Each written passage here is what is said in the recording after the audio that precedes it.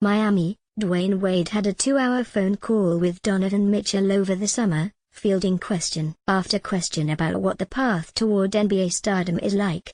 Wade happily provided a ton of answers. He might have kept a secret or two for himself.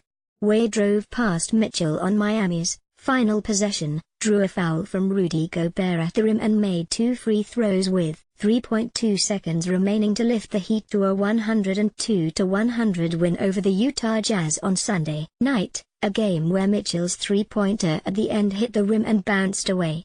"I don't talk to anybody on the phone for 2 hours anymore," Wade said. "But he wanted to pick my brain. He had a lot of great questions and we just talked about the game." Wade gave Mitchell a couple more lessons on Sunday, in a game where the Heat rallied from an early 19-point deficit and survived 17 lead changes and 16 ties. Hassan Whiteside scored 23 points and grabbed 20 rebounds for Miami, which got 16 apiece from Josh Richardson and Kelly Olynyk and 15 from Wade. Heat coach Erik Spoelstra was waiting to see if Wade wanted a timeout on the last possession. He didn't, and Wade knew when he had the ball at the top of the key exactly what he was going to do: drive down the right side of the lane, get to the rim and see what happens. "It's like putting on an old glove," Spoelstra said.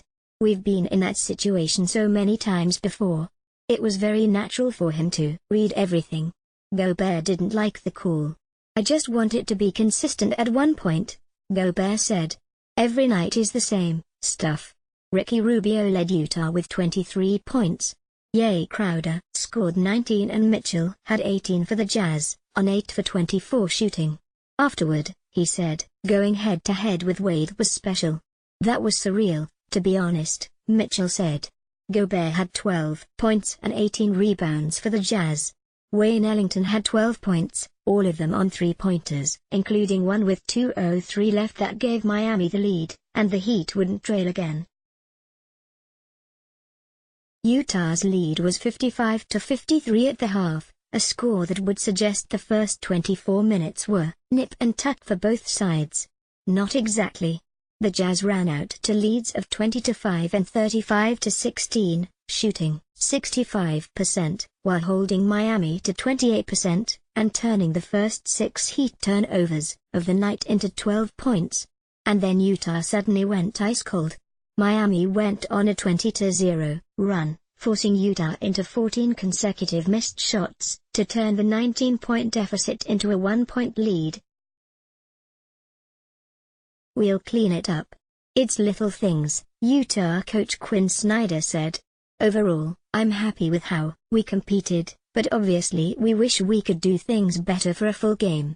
Philippines Jazz. Joe Ingles scored 11 for Utah, which put all 5 of its starters in double figures. The Jazz were trying to finish off a 3-0 road trip. Utah was 11 for 33, from three-point range.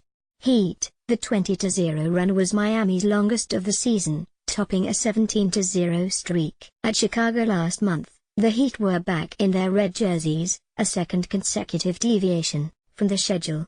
Miami was slated to wear its black Vice jerseys again Sunday, but much like Friday, when the Heat snapped a 6-game home slide that coincided with the unveiling of those kits, the team went a different way.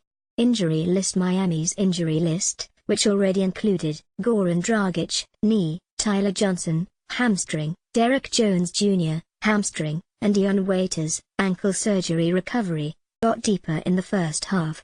Starting wing Rodney McGruder, one of Miami's top defenders, left with a sprained right ankle and did not return.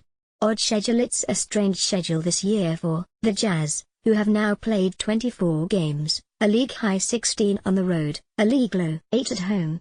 The first half of the year has Utah playing 25 times on the road,